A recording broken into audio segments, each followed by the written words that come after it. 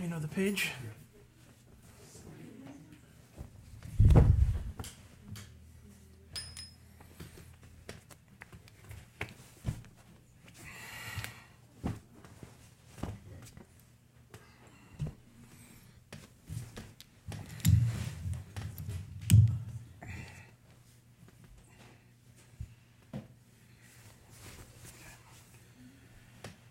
Om.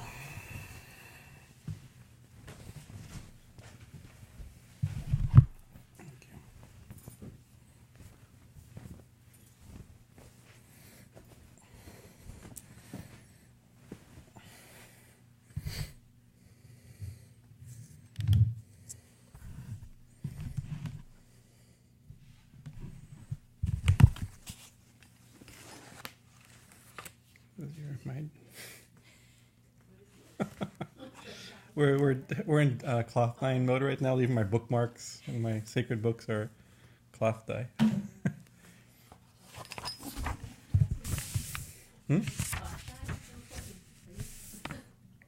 Turns out it's really important for us. What are the 3 grave dangers for sannyasis? There's like 7 or something. 7. One of which is white cloth. Doesn't seem so. I know. You have white cloth.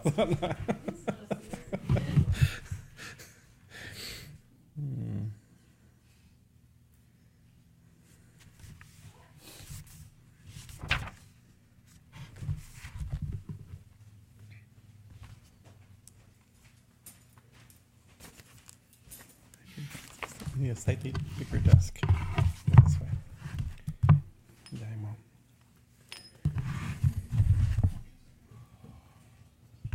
Let me post on my side also. I'll write it.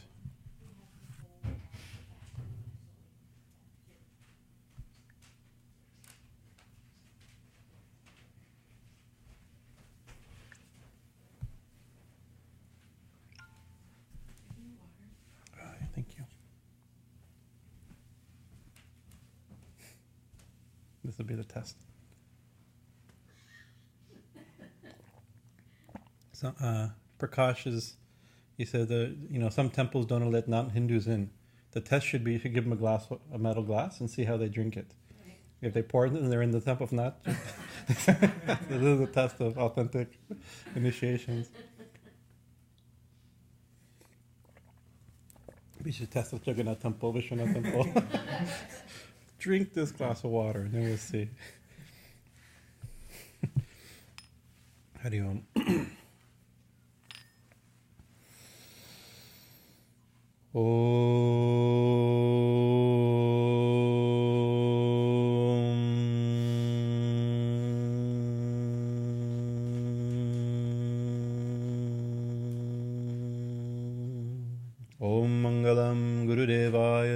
Matriksha Mangalam Mangalam Bhakta Brindebhyo Sarvalokaya Mangalam Om Stapakaya Dharmasya Sarva Dharma Sarupine Avatar Varishtaya Ramakrishnaya Mangalam Om Sarashiva Samarambam Shankarachara Madhyamam Ashmarachara Prayandam Vande Gurum Paramparam Guru Brahma Guru Vishnu Guru Deva Maheshwara Guru Reva Param Brahman Tasmai Sri Gurave Namaha Tasmai Sri Gurave Namaha Shri Ganesha Sharada Gurubhyo Namah Hari Om.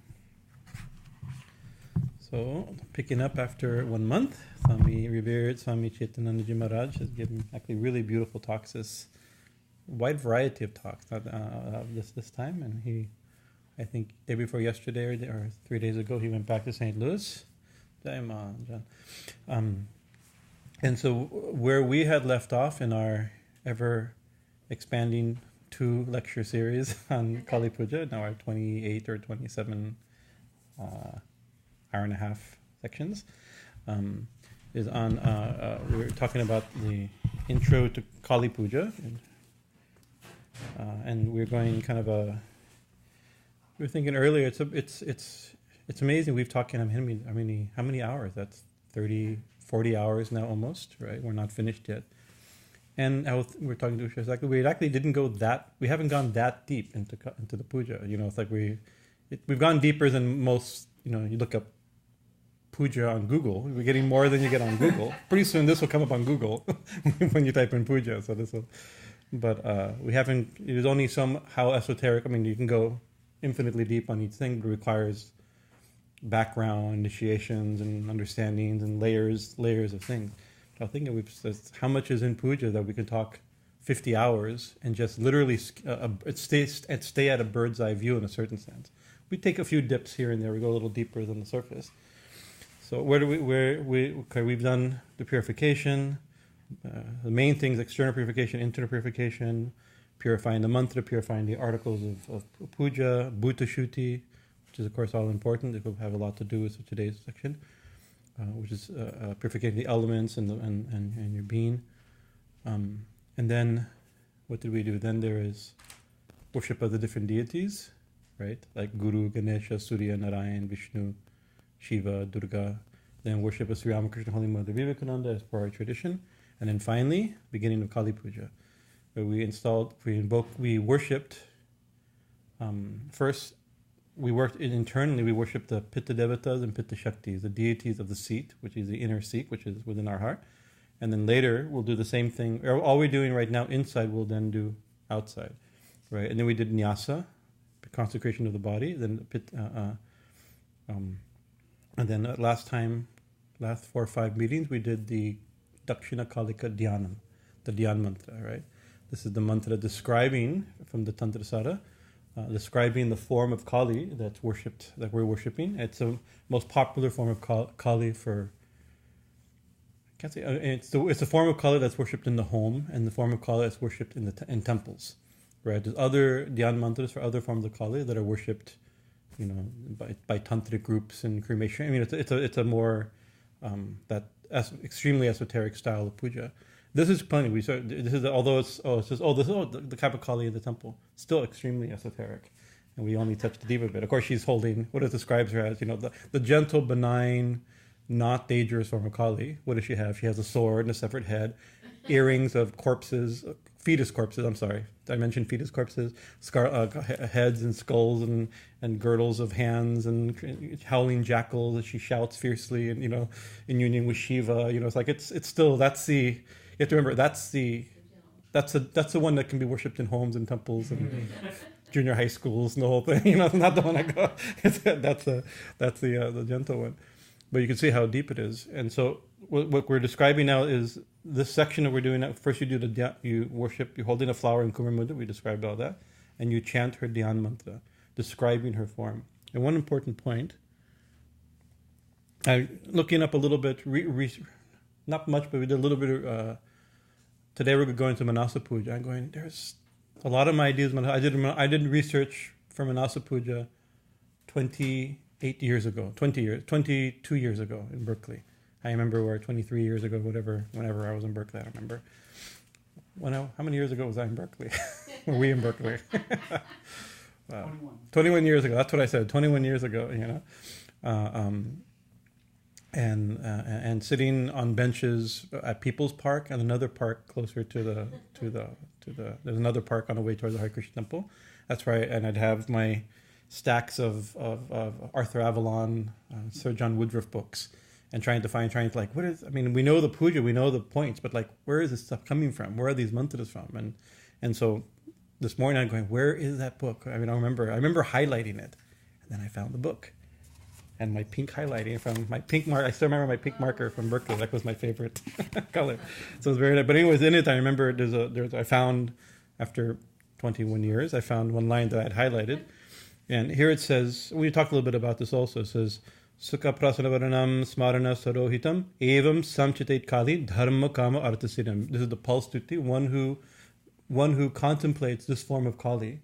Right here it says, Sanchitayat Kali, right? Who's always contemplating, right? Kali. Other plays, one who meditates on Kali, right?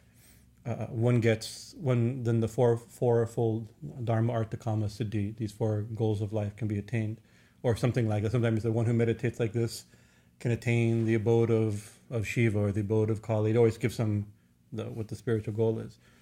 But what it doesn't do is say one who chants the Kalika Dhyan Sloka, right? One who chants this mantra will attain that state or get these results. And this is one thing that happens, especially, I mean, as you're learning pujas, you take it very seriously when you're first learning and what it means, and we're going verse by verse into it and like the importance of it. But once you get habituated to it and you do it every single day, right, and you become a priest perhaps that does it many times a day for other people, right? It's easy to just of course you have to part of the pujas you have to do the dhyan sloka, you have to meditate on the dhyan or have to chant the dhyan sloka, but the dhyan sloka does not say one who chants the dhyan sloka gets this result. One who meditates in this way on Kali. So it means it has to be a deep meditation, not just a recitation. It's a different. Some things it says one who chants this daily gets this result. There are verses like that. This is not one of them. One who meditates constantly, right? Here it says just san chittayet Kali, one who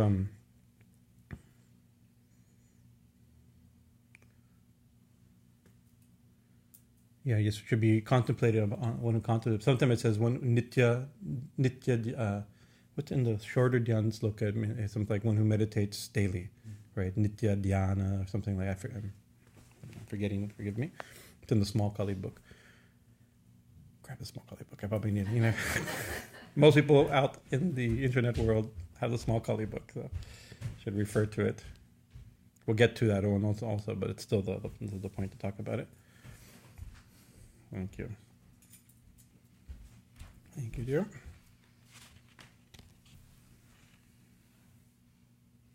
Nichayam Mandisar Kalikam, all the time meditating, worshipping in this way. But anyways, like that.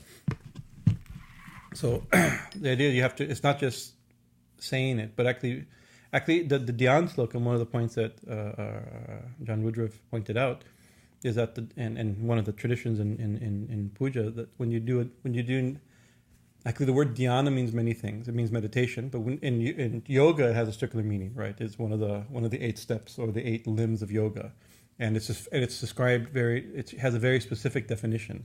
It's described as like pouring oil from one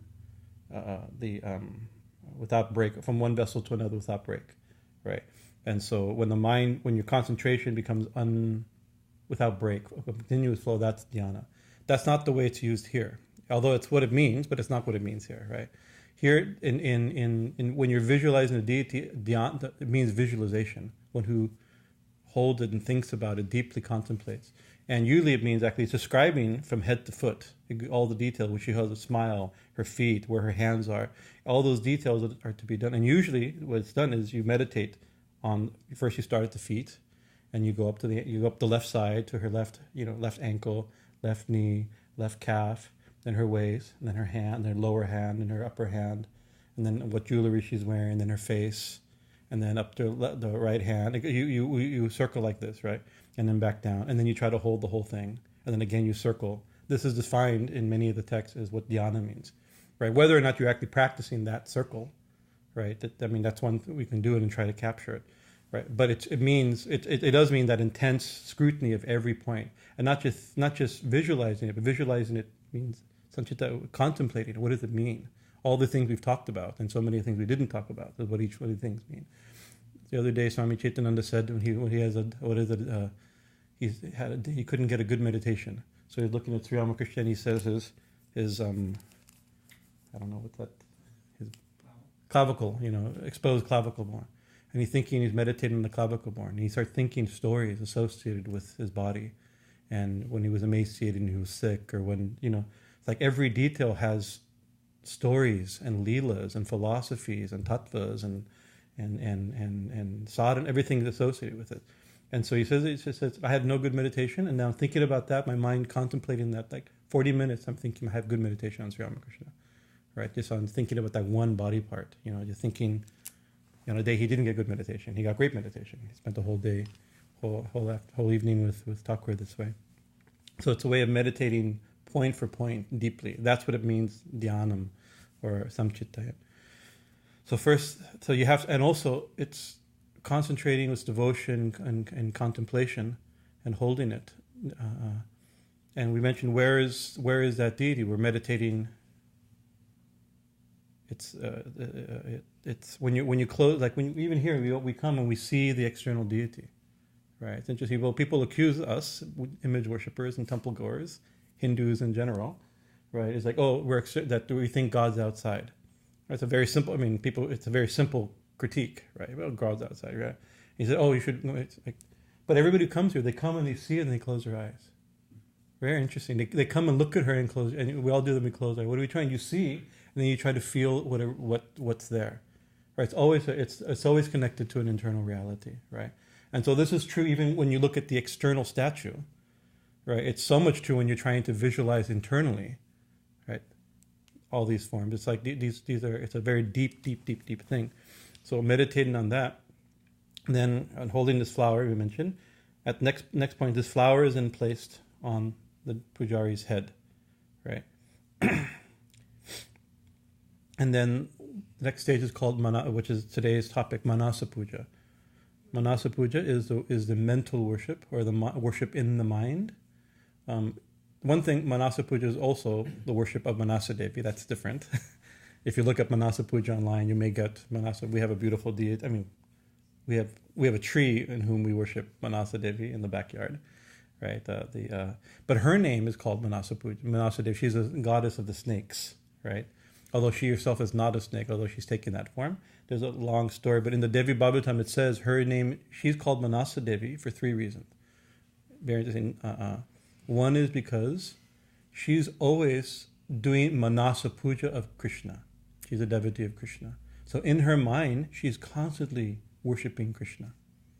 So her name is Manasa because she does Manasa Puja. So it's not unrelated, right? Maybe we can get her grace to be able to do Manasa Puja. She's called Manasa Puja because she's the mind-born daughter of Kashyapa Muni. She was born from the mind. So you can give birth to a deity by your thoughts, you know. These great sages can't, you know. That's also related, not unrelated to today's topic. And the other one is that yogis constantly contemplate her in their minds. So she's worshipped in people's minds, by the mind. So Manasa, therefore she's called Manasa Devi.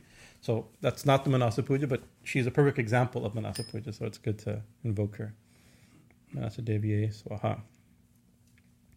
So Manasa sometimes is also defined as internal worship. So it's another. That's a when you're thinking of there's Bahir Puja and Antar Puja. There's worship externally and internal. The internal puja, this is Manasa Puja, is in that same category, right?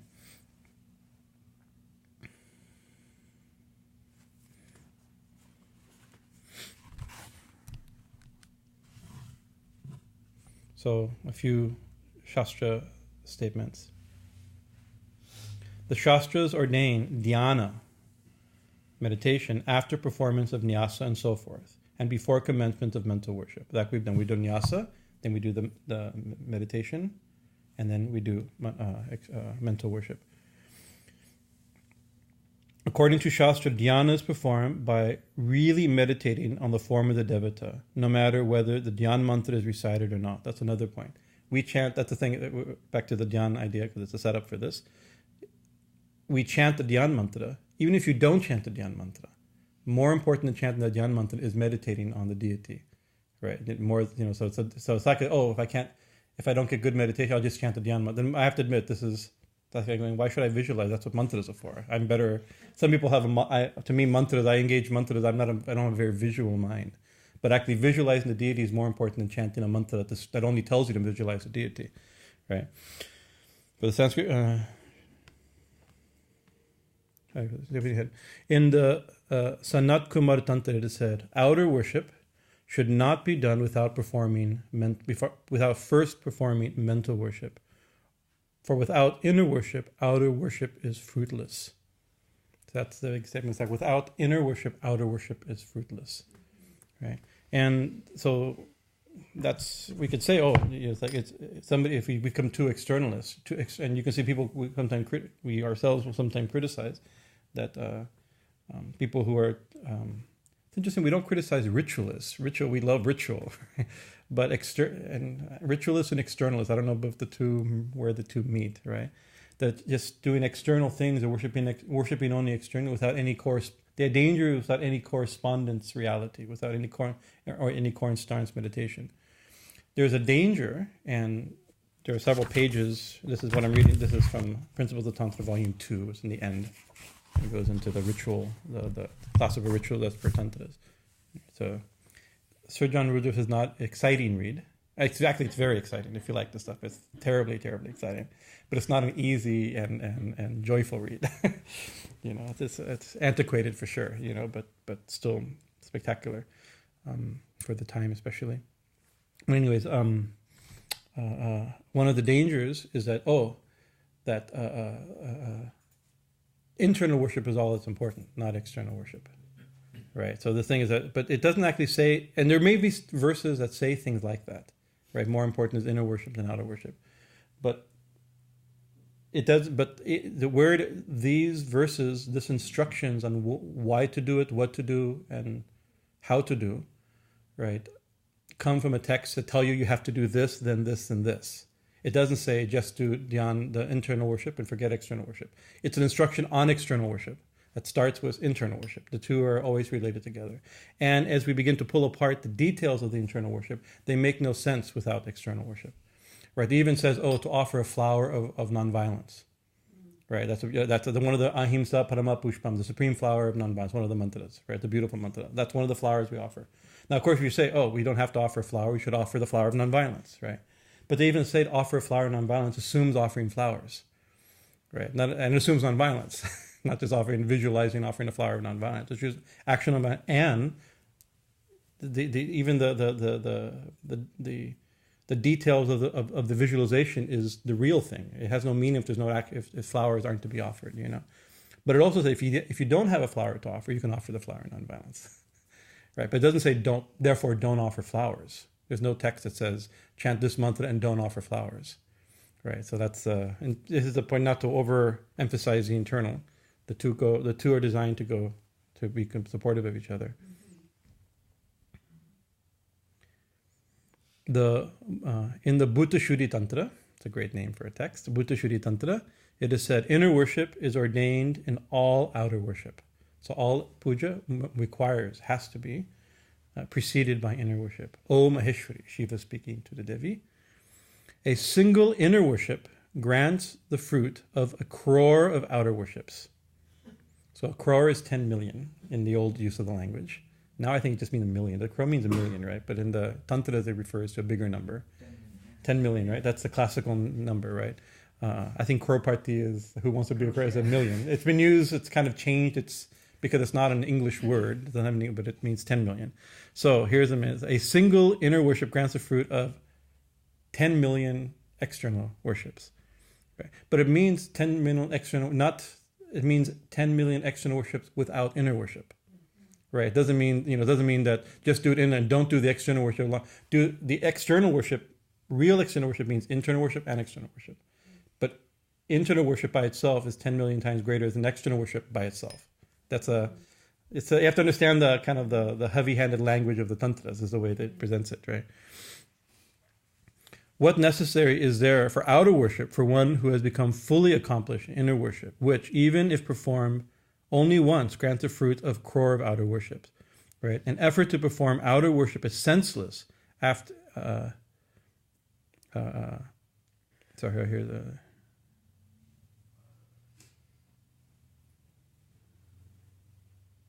So actually, it says,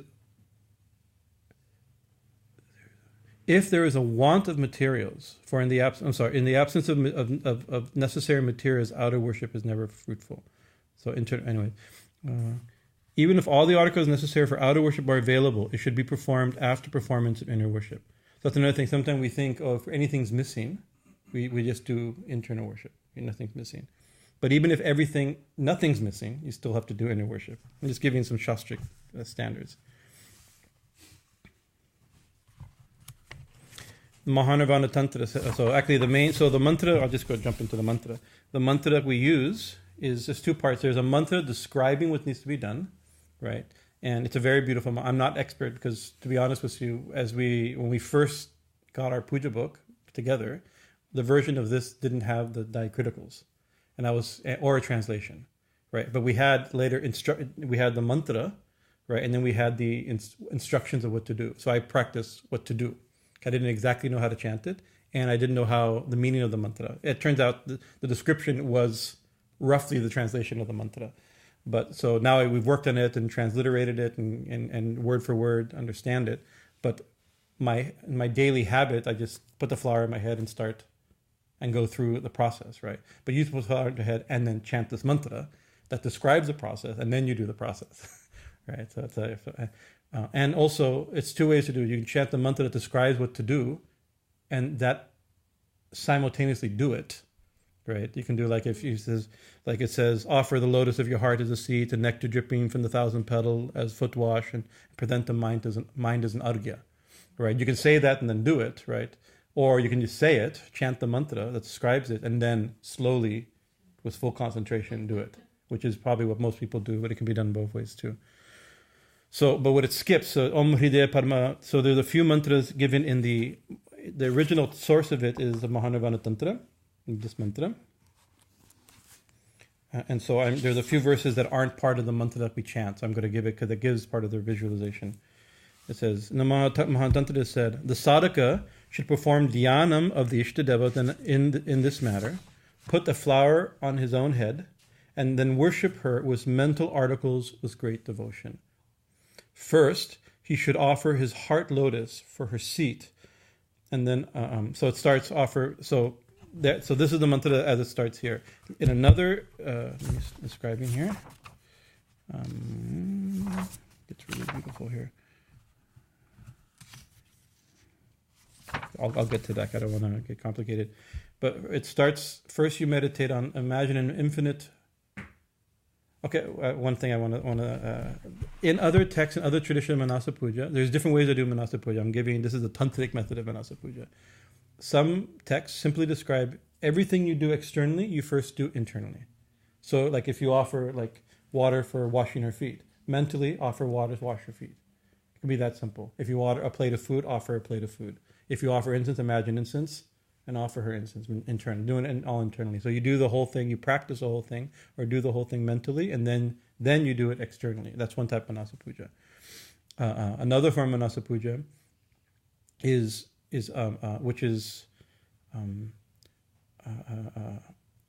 we do imagine the worship being done, but in the heavenly realms. Like for instance, like when you're worshiping, there's texts that worship Radha and Krishna.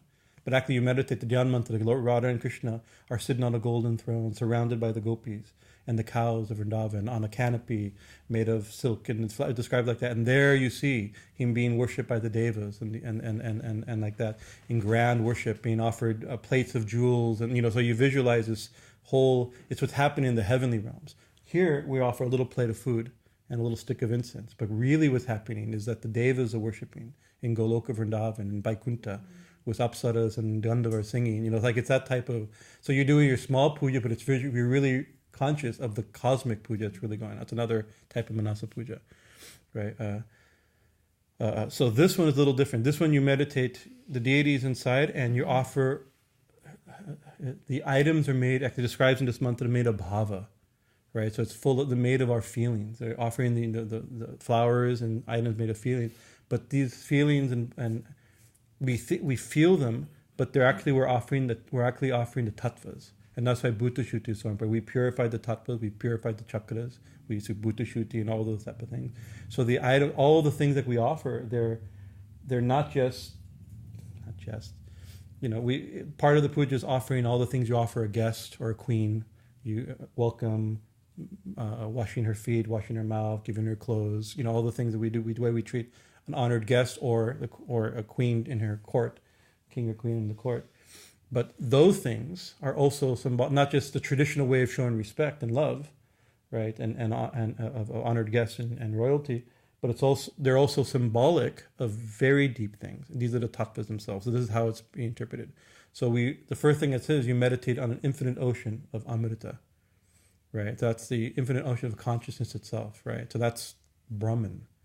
Right, so if you do that, then there's no need for puja. If you can catch that, the puja is finished, right? You can plunge in the ocean of Brahman. Imagine infinite in the heart. You offer an infinite ocean of consciousness of Amrita, not just eternal blissful nectar, right? And then within that infinite ocean of consciousness, you imagine an island made of jewels, right? And that island is Chintamani of wish fulfilling jewels. Holding one of these jewels, anything you wish comes true, right? So this is not just any jewel. And There's another description in other tantras that describe very elaborately on the four sides of this island. What are the different surroundings? It goes into which jewel is where. It can get very elaborate. I'm just giving the simple form of it. An island of wish-fulfilling jewels. So as you can see, Brahman is the wish. From that, everything comes, right? From the ocean of consciousness, from the supreme reality. From her ichcha, from her will, everything comes. But her will and our will are not two different things at this level of meditation. There's mantras that in the tantras describe, invoke the goddess of the mind in the mind. That's what's going on. She is the goddess. She's consciousness. She's thinking our thoughts. She's the one who thinks everything. Make her an object of your thinking. Put her in the middle of your consciousness. The one whose consciousness is everything. The one who thinks everything. Right. So starts with an ocean and an island of jewels, of wish-fulfilling jewels. Describes rivers and mountains and all those different things. In the center of that island of wish-fulfilling jewels, you have a kalpavriksha, a wish-fulfilling tree, the great tree. We've come upon this tree before, and that tree is mentioned in so many of the shastras. Think anything sitting underneath that tree, anything you wish, that it gives that fruit, gives a fruit to that. That's the fruit. And normally an apple tree gives apples, and a banana tree gives bananas, but a kalpavriksha gives whatever you desire, right? Material or spiritual. But you have to be underneath that tree, right? And that's a theme in the Devi Bhagavatam also. That we have to approach. Let's say I need a job, or I need a relationship, or I need to do well in school, or whatever. We have desires, so we go to God to fulfill our desires. God fulfill our desires, right? And we think if we can get under that tree, anything we wish for, we can right? But the closer you can't. I mean, we can be right here, only a few feet, even right up against her, but we're not that close to her. The way you come under that tree is you have to. The closer you get close by your own purity and devotion and spiritual awakening. And the closer you get, more devotion, purification, spiritual awakening you have, both, right? So the gods, when Tadakasura had taken over and they did tapasya to get the Devi, she's a wish-fulfilling tree, please her, and so they did thousands of years of tapasya, and then Ma appeared. Pow. Boom. Swami Chaitanya says, boom. There she is, right? Beautifully described in every Bhagavatam. An infinite pillar of light, like 10,000 suns and the cooling light of 10,000 moons. And, it's this beautiful description as this blazing light. Then it takes on the form of a woman as the goddess Bhuvaneshwari. And she says, what do you want? Right? She says, we don't want anything. We just want to love you and serve you. Right? Because by that time, they're so close to Devi to get such a response that they don't remember. She says, no, there's something. You started this... You swept the courtyard. You have a coconut in your hand. There must be a reason why you came here. Think about it.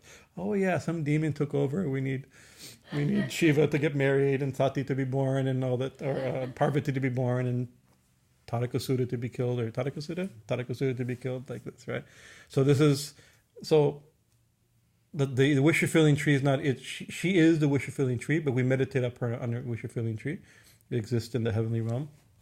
The highest levels of consciousness, infinite ocean of nectar, island of wish-fulfilling gems, a tree, a wish-fulfilling tree. That's pretty good. At the base of that tree, real simple, you visualize the Divine Mother.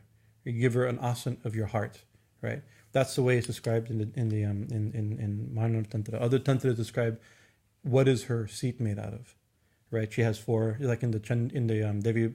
The Litasasarama, the four legs, the Pancha Brahma Asan, Brahma, Vishnu, Shiva, Sadashiva, and Isha and Sadashiva, right? Or here it's those, and then on top, and then there's also Mahapreta, Bhairava, the Shiva of Mazan. So that can be visualized very elaborately as you have the mind to do it.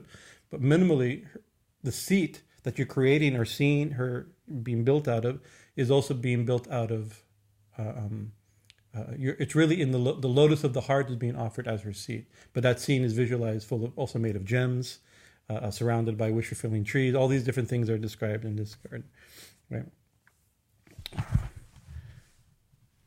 I simply wrote, visualize the infinite ocean of nectar in your heart. Within this ocean, an island of precious jewels. In the center of this island is a wish-fulfilling tree. Visualize Mother Kali under this tree. That's simple.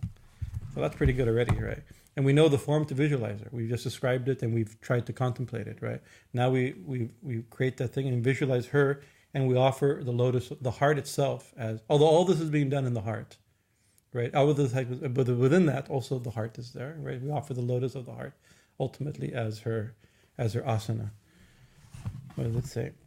Om Hrit Padma Masanam Masamam Dhyayet Dadyat. I think this still has some mistakes in it. Offer the lotus of the heart as a seat. So when in puja, we idam asanam, idam swagatam, suswagatam. It doesn't listen. Then we offer a joyful welcome, swagatam, suswagatam, and then at the podium, guests come. We wash their feet. So what water do we use to wash their feet? Of course, we have the only water we have so far mentioned is the ocean of consciousness, right? So that we're not going to offer that yet, right? That's closer to home. We have if Bhutashuddhi has worked. Remember, this is all built upon Bhutashuddhi. If Bhutashuddhi has worked, Kundalini's come up, touch the top of the head, and bathe the whole body with nectar. So from the 1,000-petaled lotus, the top of the head, there's dripping nectar. In case you're wondering, it should be. Can you feel it? Maybe.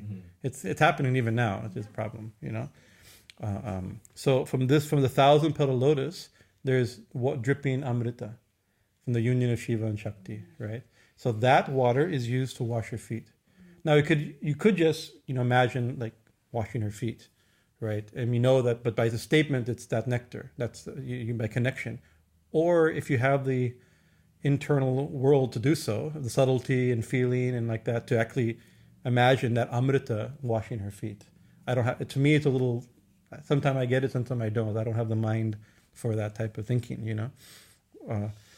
The nectar dripping from the 1,000-petal lotus as foot wash, right?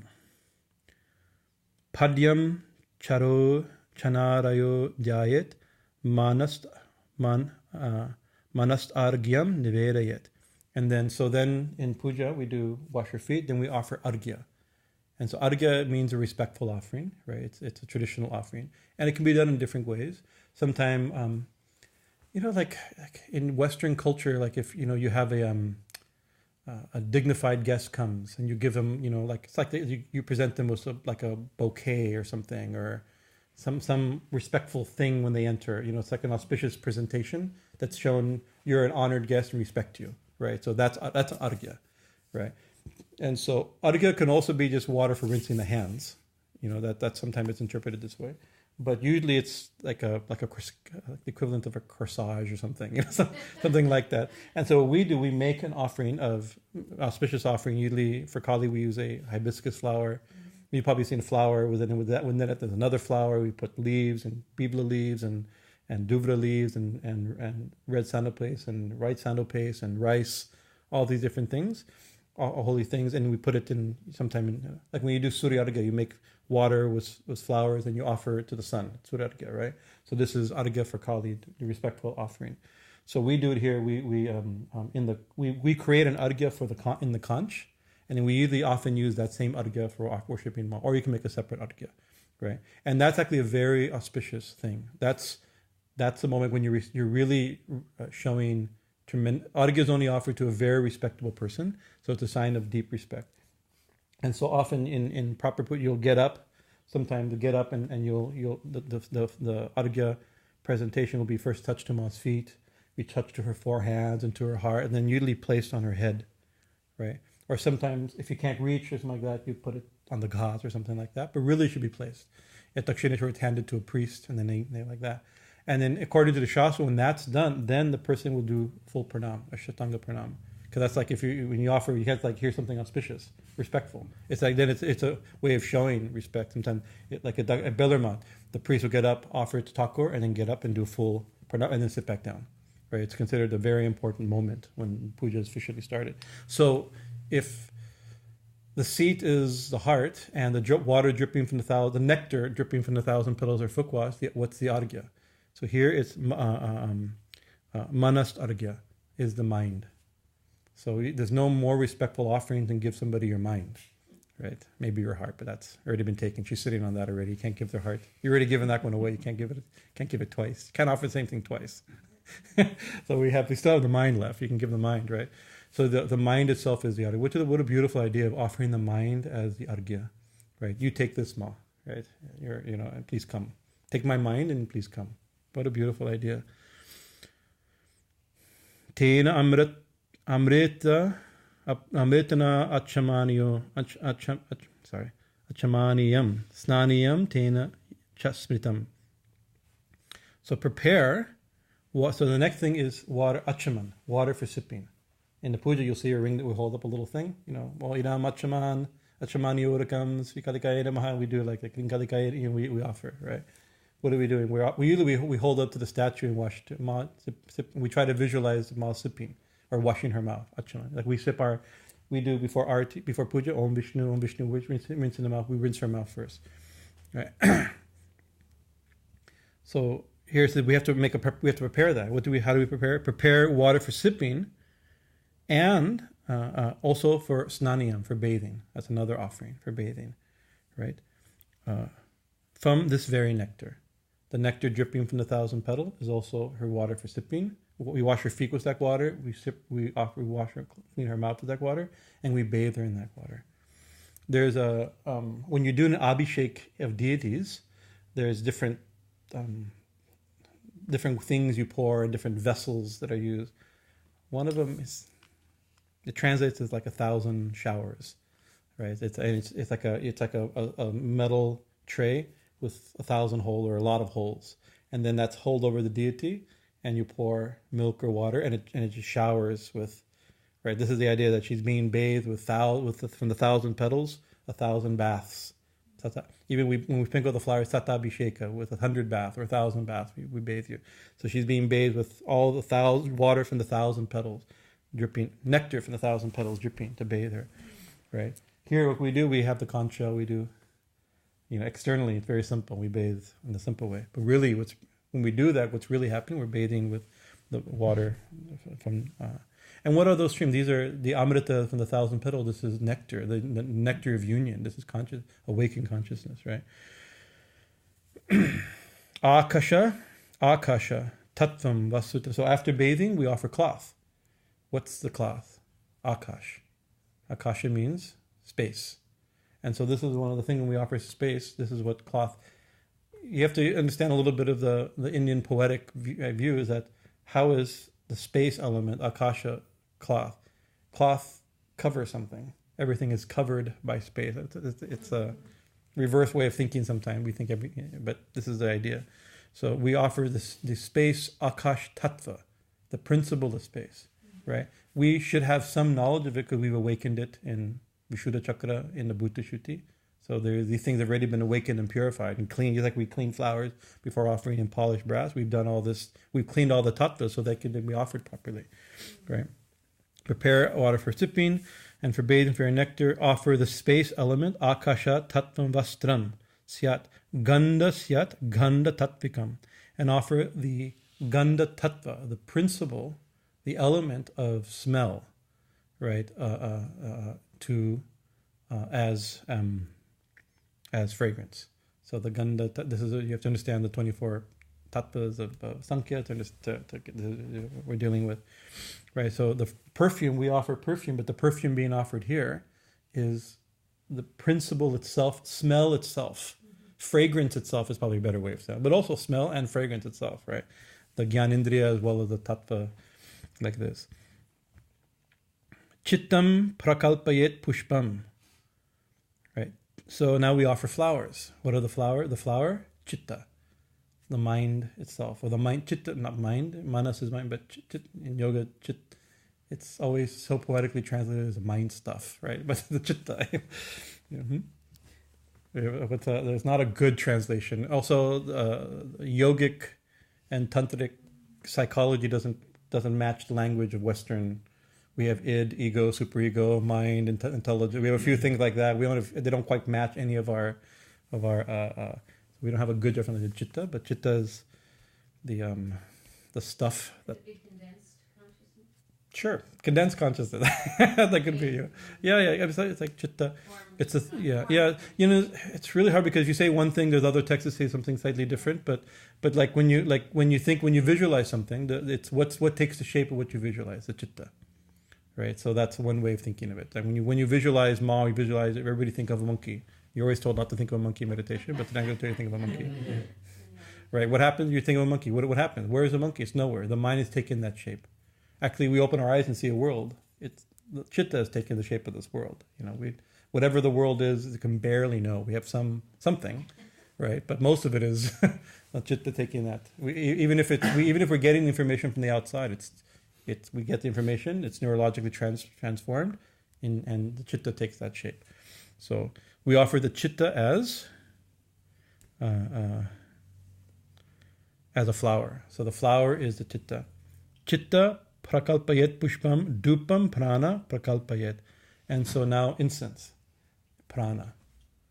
And so we often, you see during arati sometime when we don't always offer we offer incense every puja, but during big arati celebrations we offer a lot, like a handful of incense, right? And we always have 5 sticks for that, right? Because we also have 5 pranas, right? The pancha pranas. So it's like we're offering the pranas itself. So it's, of course, these are the air, the movements of air. That's incense, that in the body. But it's also our life itself, right? And what do you think? What an incense is beautiful. It's very poetic, I think, very symbolic. Is it's like you light. Haridan Das Baul, he has a wonderful thing. He says, so my life is like incense stick, right? All my problem, my good and bad, I burn. I'm simply, anything that comes to me, good and bad, right? Suffering comes, difficulties comes, lawsuit, anything that comes, good things come, whatever comes, right? You light it on fire and you offer it like that. And what happens? Good smell comes to everybody. From that attitude, only good comes. It spread your goodness, this pleasantness spreads to everybody. If you can convert things like that, your life should be like that. Whatever comes, I'm doing it. I'm burning yourself on the altar for Ma, and only good comes from that. A good smell will come. It's a very nice idea. Prana, akasham gandasyat gandakatpakam chittam prakale pushpam dupam prana prakalpayet tejas tattvam cha deepartam. Deepartam. So deepa, now the lamp. Tejas. Tejas means fire or light, but it means a fire element, right? The Agni Tattva, so which is a principle of luminosity of like that. So that is the lamp itself. So although we're offering externally, these are the fire element and the fire and the principle. Tejas Tattva Takam.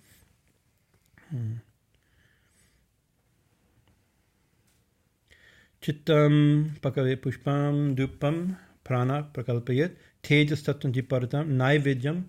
Come in. You can come in. He's waiting. No problem.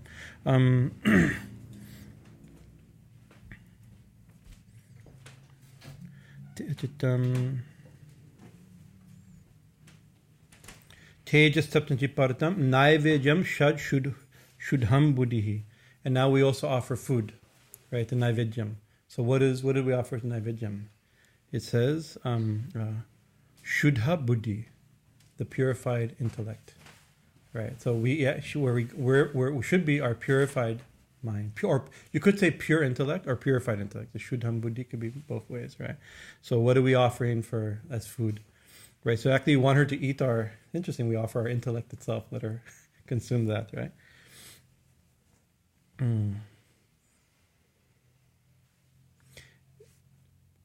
What's not listed here, but in other texts, so I'll add it because we don't just offer food. You also offer drink, right? Food is always offered with a glass of water, right?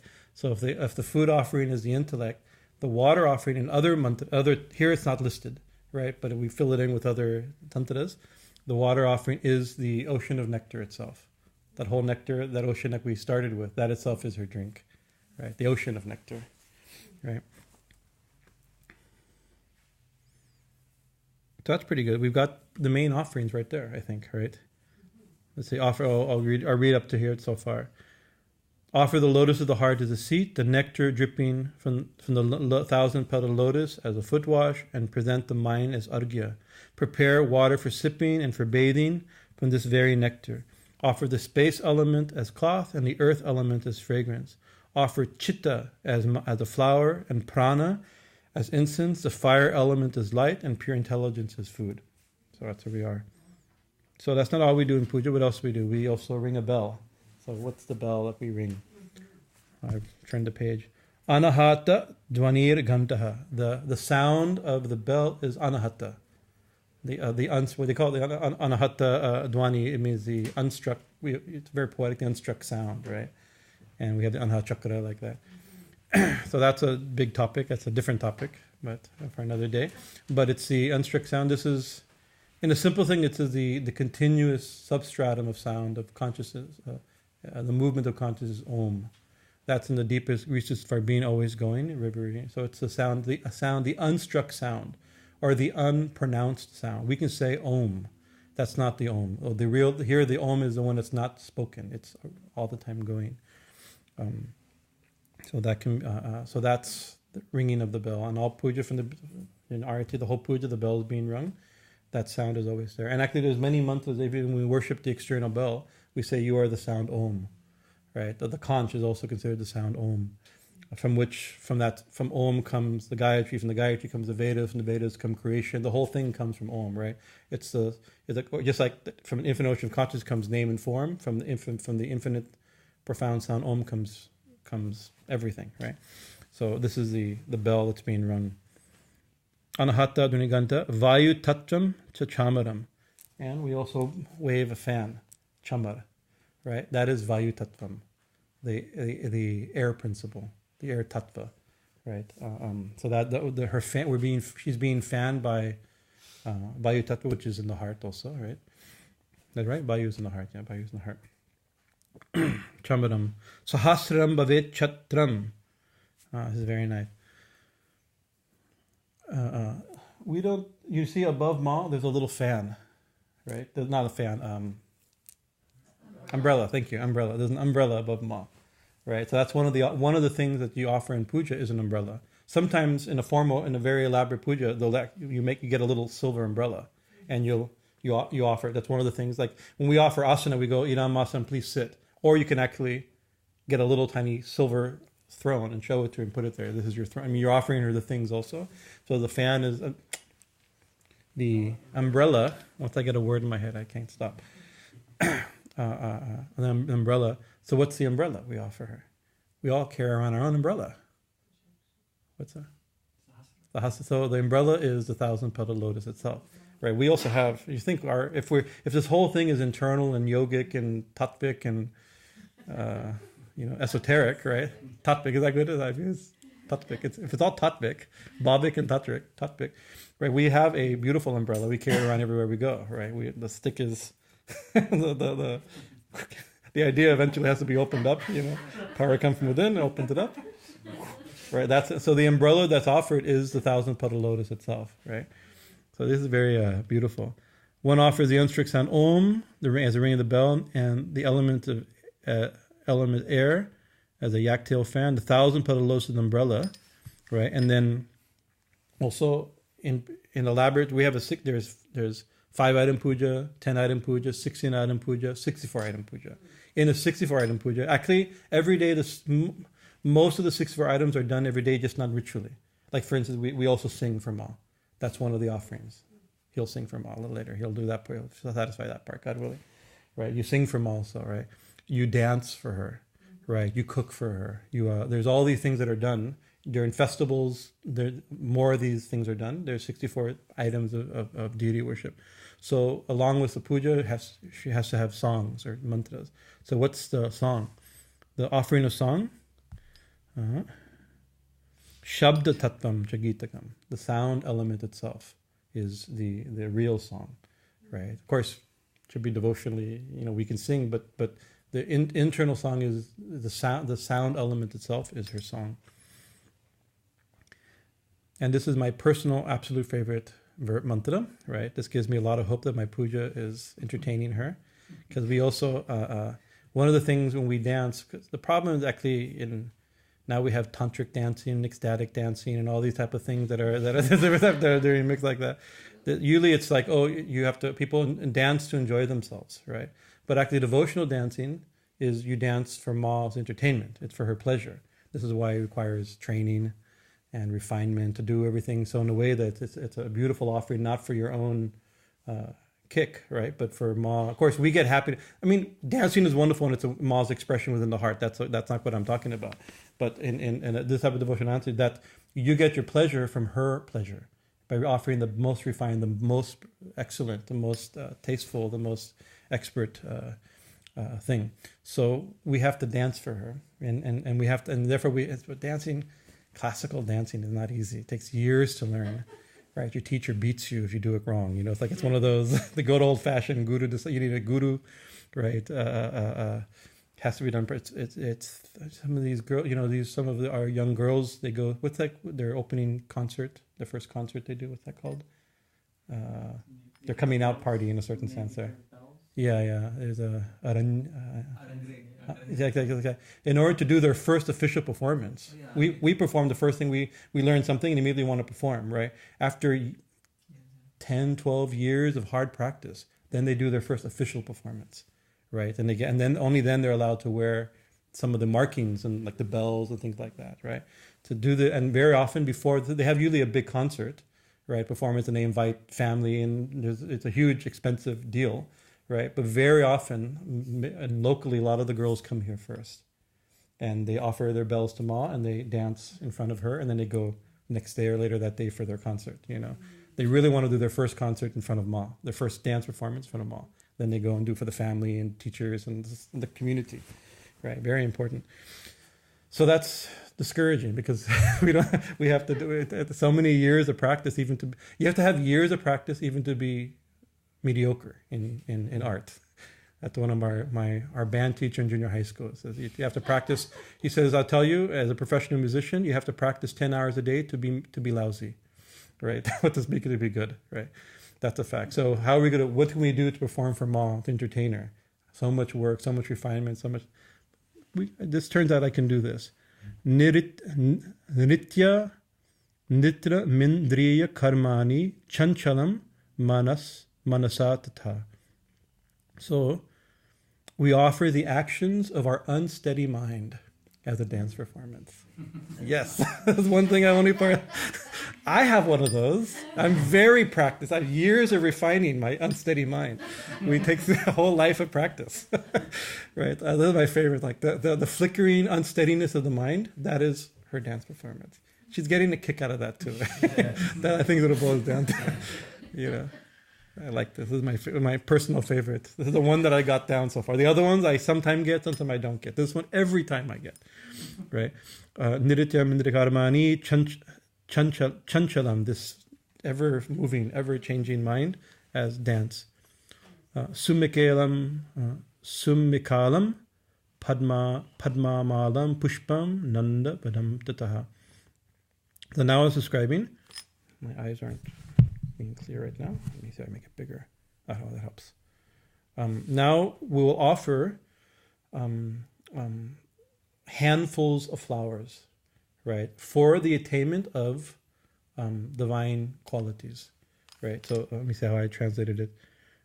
Offer varieties of holy grasses, lotus flowers, and flowers. These are grasses, means dhruva and bivla and all those holy grasses.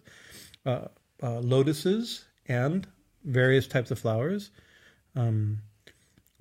for the removal of the qualities of ignorance born from sense perception.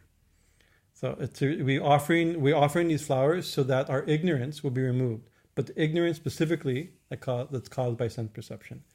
And Which she gave. Of course she gave. But the thing is, we perceive the world because of sense perception, but we have sense perception. But sense perception creates ignorance. I mean, we have sense perception because of ignorance. Right, but the sense perception reinforces ignorance. Right, we see the external world and we think it exists. I see you and I think I know about you. It's like we externalize the mind and then we compartmentalize everything. We judge everything. We assume we know, and we build the entire world we build our entire internal world out of very flaky evidence for sure. Right, that's the problem.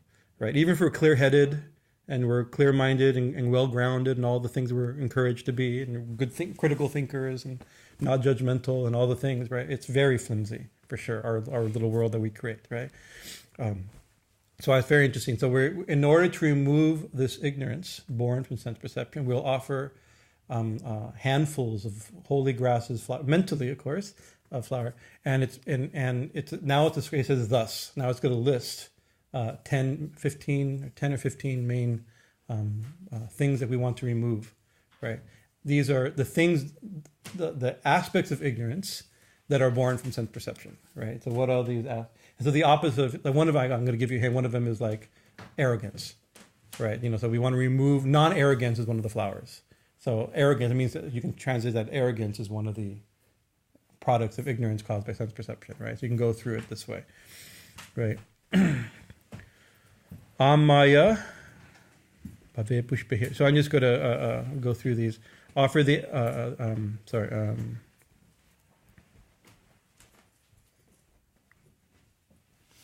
holy grass. Amayavya bhava pushpe archit bhava gorha. Offer the actions of the unsteady mind and the sensitive dance. Offer a variety of holy grasses, lotus flowers, perception.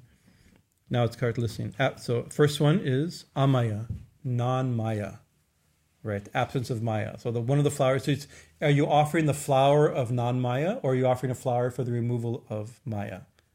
You see how that it's the same. So I'm offering the flower of non-ignorance. That means I'm offering these flowers so that ignorance is removed. I'm offering the flower of non-violence so that violence is removed. Something like it kind of works that way. Kind of a negative, positive, I don't know how to, language that it's using. Amayam anahankaram, and absence of ego. Another flower or handful of flowers is absence of ego. Aragam, amadham tata, absence of attachment and absence of arrogance. So Maya, ego, attachment, arrogance. These are pretty good, right? So we just sit there, we put a flower on our head and just chant the mantra and put the flowering and then start doing the thing. Actually, this is real stuff. This is the Manasa Puja is not just visualization. It's meant, like we want the benefit of the puja. This is the benefit. We have to work for and this is what, then we have to know what the real benefit, what's the work that has to be done, right? This is what we're working on through the puja also. Amoha, without moha. Not moha means without delusion. Adhambham, without deceit. Absence of enmity and agitation. Absence of envy and absence of greed. Understand that these are the 10 flowers. So there's 15 flowers that are going to be offered. These are the first 10. Right? Amoham adambham cha advesha ksho bhako tataha amatsaryam alobham cha dasha pushpam bidhur pudaha. I'm not expert at this mantra, please forgive me. Like I said, I often just visualize it. I do it without always the mantra. So that's the first. So these are the first: absence of maya, absence of ego, absence of attachment, absence of arrogance, absence of delusion and deceit, absence of enmity and agitation, absence of envy, and absence of greed. Understand that these are the 10 flowers. There's another mantra. The next one is 5 more flowers. These 10 flowers are not sufficient, turns out. And this other mantra I like very much. This one I sometimes recite. I think to me it's a very essential mantra. And our little book, the Return to the Source, there's a writing on a meditation on this mantra. Ahimsa parama pushpam indriyagraha daya pushpam kshama pushpam jnana pushpam cha panchamam. Right. So these are the 5 flowers. What are the 5 flowers? Ahimsa parama pushpam. So the supreme flower, of ahimsa, of non-violence, right? This is the highest flower, right? And we hear ahimsa parama dharma, right? Ahimsa is the greatest religion, the greatest dharma. We've mentioned before. Sometimes of course, ahimsa is important. It's one of the yama niyamas, one of the yamas. It's mentioned throughout, but it's highly emphasized, of course. And this term ahimsa parama dharma, that was influenced by the Jains. And we can see, and later through Buddhism. And that's true, Hinduism did absorb it, but actually this is in Mahabharata. This term ahimsa parama dharma is a classic Jain statement, but it's also found in Mahabharata. There's a section, and it's part of a very long litany. And it says ahimsa parama dharma, ahimsa parama gati, ahimsa parama. It goes like it's the greatest religion, the highest duty, the highest sacrifice, the highest puja, the highest service, the highest. It has a long list, right? And the Mahabharata is not a non-violent text. It's a text about a great war, right? Both internal and external. You can't just overly symbolize it. It has but it's still whatever the situation. It is the highest ideal. It is the highest. It's not the dharma that everybody can get perfectly. Even if I say these things, so many things are being killed as I inhale and exhale. So you have to put it all in a little bit perspective. But still, it is the highest. The highest dharma is ahimsa. And can you get me one more? Give me my book. I want to read that section. Thank you. Because I'll forget a lot of the points. I've thought so much about this, but of course now I can't remember any of my points on that. Ahimsa parama pushpam. Pushpam indriya graha. Indriya nigra. I mispronounced it. So another flower is Indriya Nigra. This is controlling of the Indriyas, of the senses, right? Self-control or sense control. Self-control and sense control. He even opened everything just perfectly. He's so good.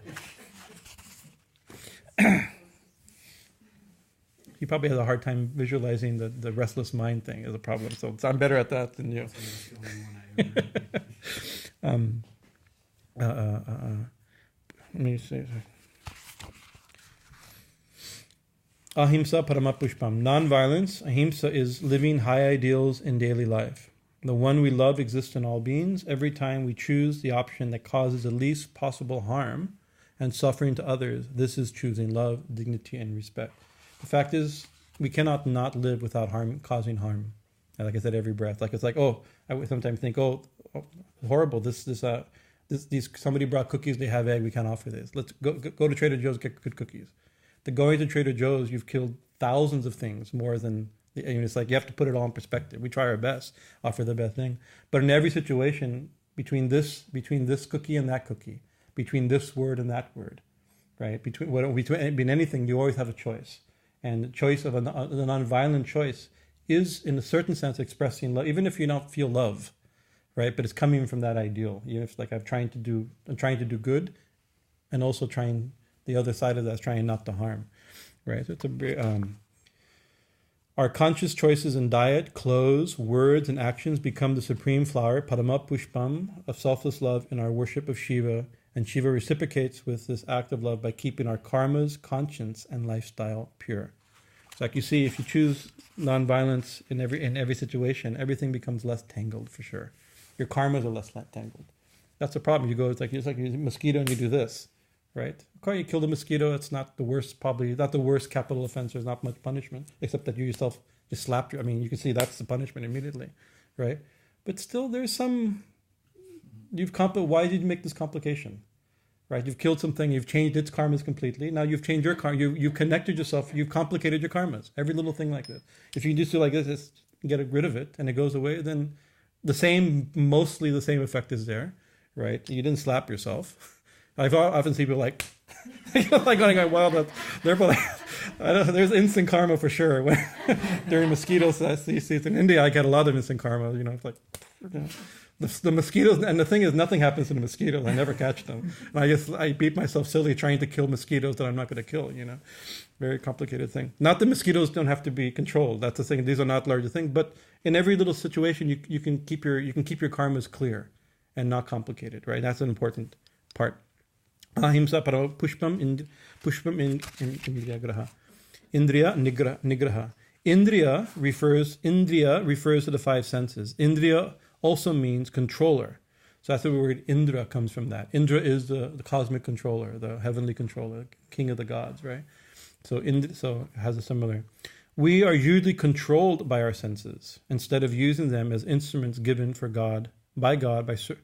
living a life of service, joy, and transcendence. Swami Chidananda Maharaj, he often says that the problem, something happens. The senses are tools given to us by the Creator, right? In order to bring us information from the external world so that we could do our karmas and dharma and everything, right? So if like the eyes are meant to bring us visual information, the ears are meant to bring us sound, right? So they're tools. But there's a danger in those tools. Somehow or another, somewhere along the lines, we've lost control of the tools, and the tools now control us. They're meant to be instruments, and now they become controllers. How it happened, he says, we don't know. Somewhere along the line it happened. And you can see, in Swami Bhajanananda described, these are upadis. Like if you have a pen in your hand, right? The pen is, you use a pen, of course, you have a pen to write. Put a pen in your hand. Eventually you'll start doodling on something, right? It's like, what did I do? I just, it's like, or put a hammer in your hand. You'll start hitting something. You can't help it. Even though it's a tool to do something, its presence changes you. It affects you, right? It seems to affect you at least, right? Upadi, this is a limiting adjunct. And there's no good translation of upadi, but Buddhists have a highly developed idea of upadis, but they're in Hinduism also.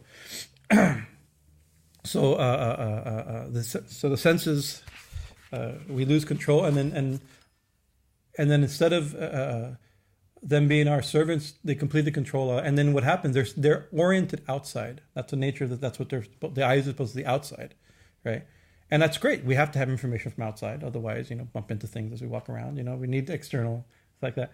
But now we've lost the outside is only one part of our life, right? And we've lost control. We've lost any contact with our inner world, right? Because the senses go now naturally outside, but the mind, by attachment to the senses, right, flows out also, right? We don't know how to. It's like concentrate. Close your eyes, and it's like we close our eyes, and the eyes start.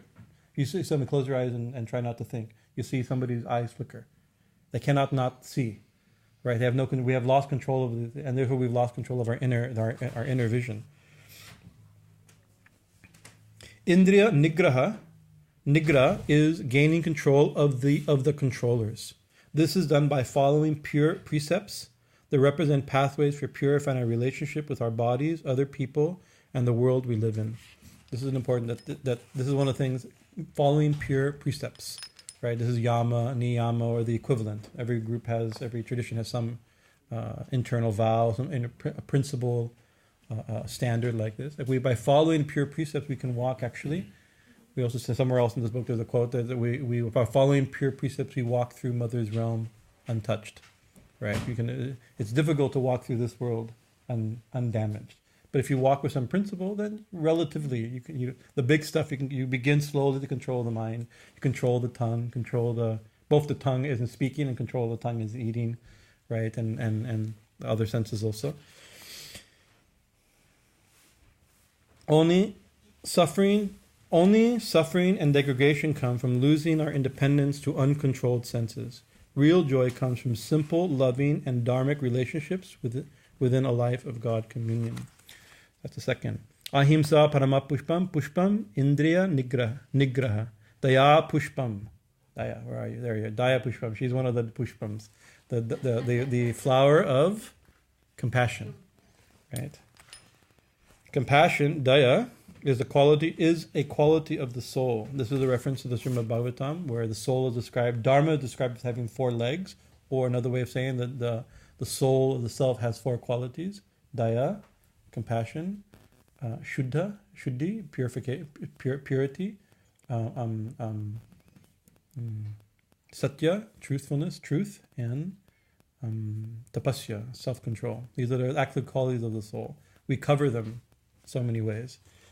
Anyways, daya is the quality of the soul. Every act of mercy, charity, duty, and kindness reveals this divine quality, or unveils this divine quality. By living simply, much energy, time, and wealth are freed for the service of Shiva in the hearts of all. In this little text, I'm talking about Shiva because the original mantra mentions Shiva. Ahimsa parama pushpam indriya nigraha, daya pushpam kshama pushpam. Oh, the next one, kshama. Kshama means? Who said that? Yes, forgiveness. Yeah, it means forgiveness. Right, kshama pushpam. Forgiving someone who has hurt us, especially if humbly requested by them. The thing, right? Because the problem is that it's not easy always to forgive, of course. But if you see, I've been in a situation where I've had to ask forgiveness of somebody who did not want to forgive. She was still pissed off at me, but she says, I humbly beg your forgiveness. She says, of course. Still don't like you, but anyways. But to somebody says, please forgive me, you say no. You can do that, it's under your control, right? But it evokes a higher principle. Forgiving someone who has hurt us, especially if humbly requested, it does several, unties knots in the heart. This also awakens compassion as we learn to recognize how the struggles of others informs their bad decisions and selfish, hurtful, and thoughtless behavior. This doesn't mean actually that when we forgive people, we get a certain type of compassion, right? And then we see that where their behavior comes from. It's complicated. Nobody does anything for just one reason, right? And it's always, it comes from all kinds of things, right? It gives a sensitivity to that. This also awakens compassion as we learn to recognize how the struggles of others inform their bad decisions and selfish, hurtful, and thoughtless behavior. Forgiving others and ourselves does not mean lowering our ideals, standards, or expectations. That's the mistake. It's like, that's the problem, is we don't want to, because that could be we're accepting your behavior or accepting, right? Not necessarily. Right? But rather understanding the obstacles we all face as we struggle to grow and mature. Every act of forgiveness or of asking others to forgive us is a manifestation of the innate humility of the soul before God. Ahimsa parama pushpam, pushpam indriya nigraha, daya pushpam, kshama pushpam, jnana pushpam. That's the fifth of the flowers. Jnana pushpam. Wisdom, jnana, is the fruit of spiritual living. It is distinct from knowledge and expertise that come through education and training. This is 2 points. So usually we think we by going to school we get knowledge, right? And by being, or we get by education we get knowledge. By training we get expertise, right? That's not jnana. It's a different. Sometimes jnana is used that way, but here it's not being used this way. Jnana is something different, right? Wisdom does not come from outside. Wisdom is an inherent quality of the soul. It is not learned, it manifests. In the Sadhu tradition, we term it Puran Ved, the ancient knowledge that we have forgotten over many lives of selfish striving. So this line, I'll tell you where it came, we wrote this. I may have mentioned the story. There's an old sadhu named Brahmananda Yati. He must be 90 or something, in his 90s, and he comes to our ashram in Allahabad every year during the Mela, and stays in our ashram. He does his own thing, and he was my roommate for some time. And we had a big hall, and we was like that. And the problem, he's wonderful, and he's like, he also looks, he's like, cool. There's some sadhus that look cool. He's cool. He's a long beard and unstitched cloths tied in 100 knots. They do that tie across here, and very cool, the old traditional way.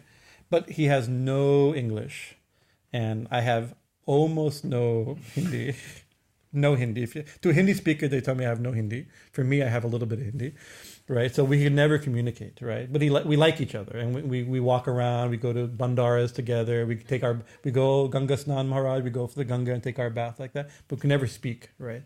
And so Jayashri came. Jayashri is a Hindi speaker, right? Who speaks perfect English, but she's also really good at translating like philosophical Hindi. She has enough background that. So it's great when she's a great translator for spiritual things. She knows the topic, and the subtlety. So I caught him. I grabbed her and took her in front of the kitchen of the temple. I says, "Tell him, ask him this. Tell him, trying to get some information from him." And what do you ask when you finally get somebody to? Because I had people who spoke, but they never translated properly, right? I wanted a clear translation, and so I didn't know what to say after years of being together every year. It's like, so I use a standard. This is a very good way of approaching sadhu. It says, "Oh Maharaj, you are a very senior sadhu with so much experience, right? So many years of tapasya and austerity and realization and blessings like that. And we are just, we're still young, but we're really young back then. We're just beginning the spiritual path. What is can you give us some advice?" Right? And the first thing he said, very nice. He says, "Tulsi, very small, but offer it to God, no problem. Now, even if you're a small sadhu, your life can still be offered to God, no problem." That was a very charming thing, right? And then the other thing he says, that he uses the term Puran Ved, right? And I thought, means like the ancient scriptures. That means ancient knowledge, right? We have ancient knowledge. He says we all have the ancient knowledge. By our sadhana, right? It gets uncovered. Not that by education you get information, by training you get expertise, but by sadhana, that which is within you comes out. Right? He says, "I see you're doing puja and japa and kirtan and going. You're doing good. Just keep doing. the old knowledge will come out. You're young, but inside all of us, we have the ancient knowledge, the unchanging knowledge, right? Very profound. The only real conversation I had with him. Although I've known him for years, every year he's there, we talk, hang out, and make him tea and the whole thing, you know. Jnana pushpam cha panchakam. In order to, wisdom is the fruit of our spiritual living. It is distinct from knowledge and expertise that comes from education and training. Wisdom does not come from outside. Wisdom is an inherent quality of the soul. It is not learned, it manifests. In the Sadhu tradition, we term it Puranveya, the ancient knowledge that we have forgotten over many lives of selfish striving. Contemplation of sacred texts, company of devotees, living simply and close to the rhythms of nature, and daily spiritual practice help us remember the reality that has always been there just behind our fluctuating thoughts. Wisdom manifests as clear understanding, purified intuition, and direct revelation. Wisdom is Shiva worshipping himself. And then it says, Jnana Pushpam Cha Panchamam. These are the 5 flowers. Offering these 5 flowers is a moment-to-moment sacrifice of selfishness and separateness, the tools of the ego. This is a recognition of the one who pervades everything and everyone, including ourselves, and who manifests as everything and everyone, including ourselves.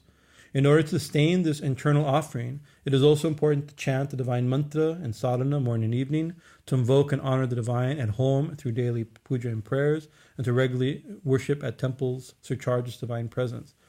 By the grace of Lord Shiva, every act and every thought becomes a loving offering. Then God then is our center, our foundation, and our reality and our destination. This is my meditation on just one of these verses, but they're all verses that are like this. So these are the 5 flowers. So Ahimsa offer the 5 flowers: supreme flower of nonviolence, flower of control of the senses, flower of compassion, flower of forgiveness, flower of wisdom. Iti panchasa shivad bhavaha pushpa. These 15 flowers are formed of bhava. Right? These flowers, what are they made out of? Our bhava, our feelings, our sentiments, right? Right? They are used in the worship of Shiva, of the divine. Here it means Shiva, right? So this is, as it's described here, that's where it ends in our mantra. And I'm out of time, but I want to finish my thought here.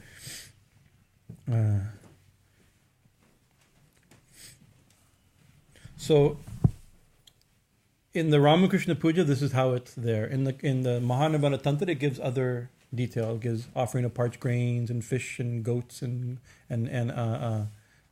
buffalo and these are the traditional offerings in the goddess tradition, right? But they're done internally, right? Not externally. And so the 2 that we usually think is the goat sacrifice and the buffalo sacrifice. Now, so what's the goat sacrifice? The mantra is not here. I don't have the mantra, but we do the visualization because it's part of it, but we don't have the mantra form. I have to get a good copy of Mahanibbana Tantra and look up this mantra to add it. But it says that the goat is lust, right? Lust is the goat, right? Ultimately, so by sacrificing the goat is actually overcoming. That's the real animal. You can see this is our animal side of us. What about the buffalo? This is anger. You see, anger. Buffalo is way bigger than a goat, right? Anger is way bigger. And actually, what is anger? Frustrated lust. Frustrated desire is anger. That's the definition of anger, right? And so this has to be overcome. These are things we want to offer: our lust and anger, our frustration, like this. Visualize this way. And then also part of puja, we also do. Then we offer japa. And so, what's the japa? You'll see after puja, the pujari during Ma's eating, we'll chant mantras. We offer the fruits of mantra japa. And the mantra says actually we do japa. We do the Ishta mantra, but this is all internally, right? So we usually, this is too big, but we do a mala, and you chant Om Namah Shivaya, Om Namah Shivaya, whatever the mantra is, right? But what are the beads and what is the string of the inner mala? The string is the kundalini itself, right?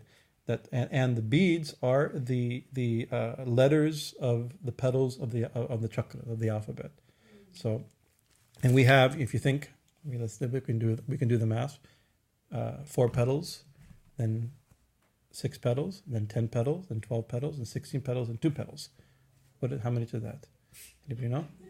That's 100. That's 50, right? And if you go up, If you imagine, I mean, there's different ways to do this, right? It was all kinds of tantric combinations with bead mantras, with the letter. You can also do like then the mantra, and then this mantra. You can do it all kinds of ways like this, right? But you can imagine if you chant on the 4 petals, 1, 2, 3, 4, and then the next petal, 1, 2, 3, 4, 5, 6, 1, 2. You way up to the 1, 2, and then go back, 1, 2, all the way back down. You've done 100, right? But usually we change 108. We need 8 more. So then you go up the center of the petals. I'm just giving a very gist of a cool thing, right? So it's 1, 2, 3, 4, 5, 6, and then Bindu chakra 7, 8. So you can do you can do a whole mala chanting on the petals of the chakras, right? So that's also cool, if you like that type of thing. He likes that type of thing, so I'm bringing it up. It says, next, after offering the sacrifice, lust as goat and anger as buffalo, the sadhaka should proceed to perform mental japa. In this japa, the 50 matrika letters will be the beads of the rosary, and the kundalini herself will be the thread on which the beads are strung. After offering japa in this manner, mentally bowing with 8 limbs, Pranaam, and thus finishing the inner yajna, the inner sacrifice, the sadhaka should proceed to perform the outer worship. So this is the statement. This is from the Mahanavana Tantra itself, right? So after this, and so also this is, I'm giving you a technique, a very general thing of going through like that. Or it's just, if you just chant your japa, if you chant mantra, what's really being done? Whether you visualize that little mental game we can do about the chakras like that, that's just mostly entertainment for the mind, right? When you're chanting japa, the mantra is being done on the 50 letters of the alphabet. Right, the akshara is made of the one sound becomes the 50 sounds. These 50 sounds are in the petals of the chakras. This is our psychic being, our astral being, right? This is the Devi, and also by Nyasa we've awakened this.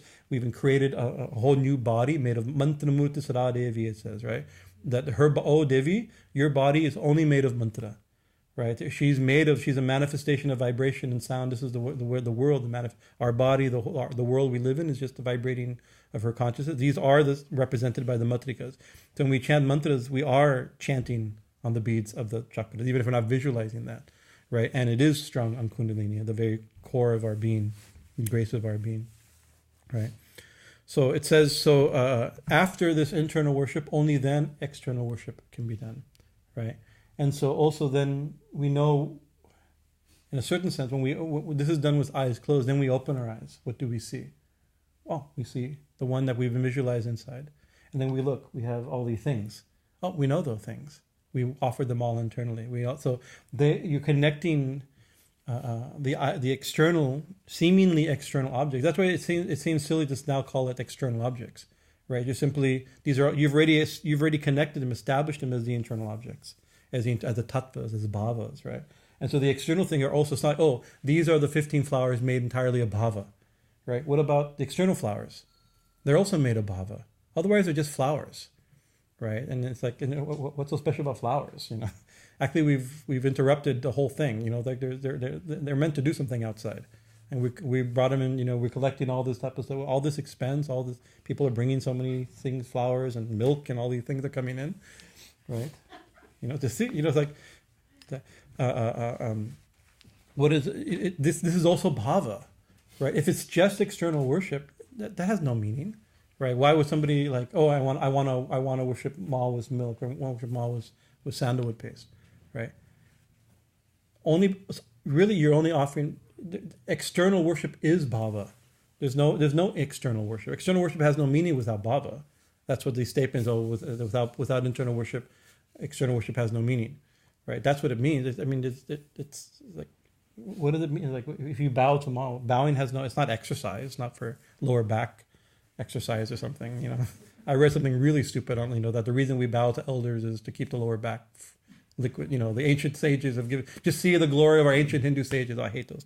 I never post those if you want to be on my friend on Facebook. I hate those things, really hate those things. Science finally proves the purpose of this is to, it's like, no, these are the things that they're made of bhava. Without bhava, these things are just, they don't make sense.